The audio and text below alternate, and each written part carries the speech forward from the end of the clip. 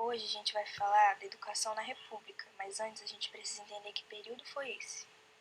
A Primeira República é um período que começa com o fim da monarquia em 1889 e vai até a Revolução de 1930.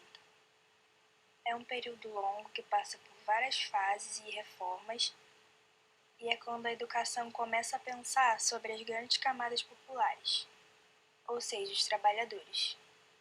E isso porque o período também é marcado pelo desenvolvimento na indústria, a imigração europeia e a urbanização. Então era preciso pensar na educação dessas pessoas, nos trabalhadores que fariam parte desse novo mundo.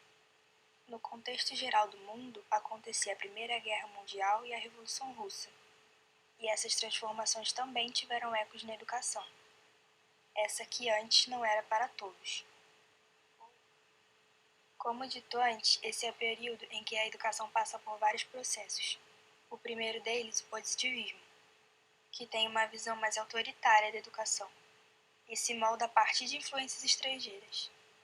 Na Constituição de 1891, a educação jesuítica perde força e começa a se pensar de fato em ensino para os trabalhadores. As primeiras universidades só foram surgir a partir de 1912, a primeira sendo em Manaus, e 8 anos depois surgiu a Universidade do Rio de Janeiro. Na escola nova também temos influências estrangeiras, porém o modelo foge totalmente do tradicional da época. Como dito antes, esse é o período em que a educação passa por vários processos. A pedagogia nova assimilou experiências do começo do século XX ocorridas nos Estados Unidos e na Europa. Dá ênfase aos métodos de ensino-aprendizagem, colocando a criança no centro do ensino educacional. O professor era um facilitador da aprendizagem, onde o importante era experimentar, onde o importante era descobrir. Então era uma tendência realmente que veio da Europa, né, que tinha essa construção, essa descoberta por parte do aluno. Então nessa pedagogia, o aluno passa a ser o foco da atenção. Então o aluno deixou da tradicional onde o foco era o professor, onde o centro da atenção era o professor, passa para onde o centro da atenção é o aluno. O que importa é o processo de ensino-aprendizagem, que aí então entra com a descoberta, aí entra com a construção do conhecimento através da descoberta. Mas o foco é todo voltado.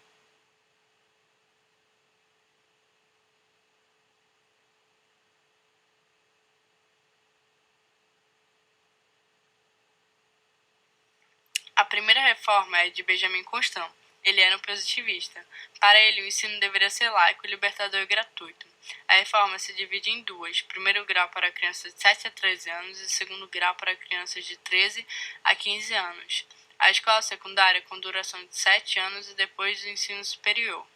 Ele insere o ensino enciclopédico, que adicionou as matérias álgebra, aritmética, sociologia, geografia, biologia, e transformando assim em conhecimentos gerais.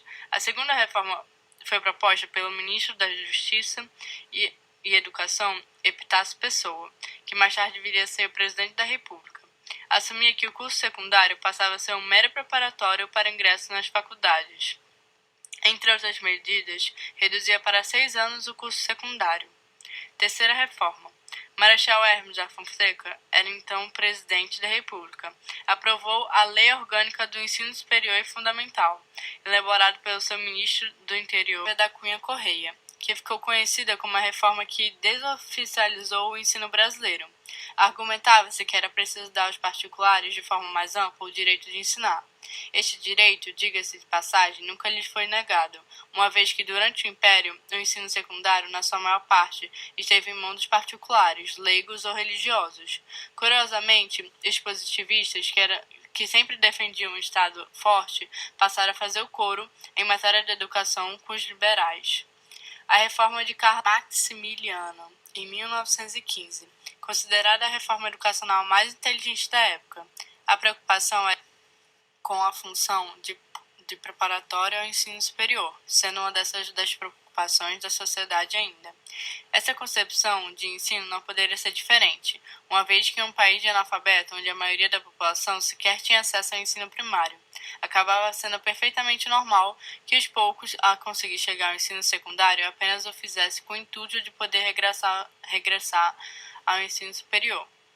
Daí também a preferência dos exames parcelados, herdados do Império, que ainda fizeram muito sucesso durante a Primeira República, constituindo-se, aliás, grande obstáculo à consolidação do ensino secundário. Silva afirma que foi uma reforma inteligente, pois mantinha o que teria sido de boa experiência das outras reformas. Quinta Reforma. João Luiz Alves e Rocha Vaz, 1925. Ocorre de fato a implementação de um ensino secundário seriado. Desse modo, o ensino secundário tomou um caráter de ensino regular, capaz de preencher funções mais amplas do que um curso preparatório. Entretanto, essa é uma situação que só se consolida com as reformas empreendidas a partir de 1930, já que no governo de Getúlio Vargas, o ensino secundário passa a ser seriado com a duração de 6 anos, sendo o último ano um curso de filosofias e sem exames parcelados. Tem por finalidade fornecer preparo fundamental e geral para a vida, qualquer que seja a profissão a que se dedicasse posteriormente o estudante. A conclusão do quinto ano já dava direito a prosseguimento de estudos ao nível superior, desde, claro, o estudante fosse aprovado nos vestibulares. Aos concluintes do sexto ano será atribuído o grau de bacharel em Ciências e Letras. A primeira reforma é de Benjamin Constant. Ele era um positivista. Para ele, o ensino deveria ser laico, libertador e gratuito. A reforma se divide em duas: primeiro grau para crianças de 7 a 13 anos e segundo grau para crianças de 13 a 15 anos. A escola secundária com duração de 7 anos e depois do ensino superior. Ele insere o ensino enciclopédico, que adicionou as matérias álgebra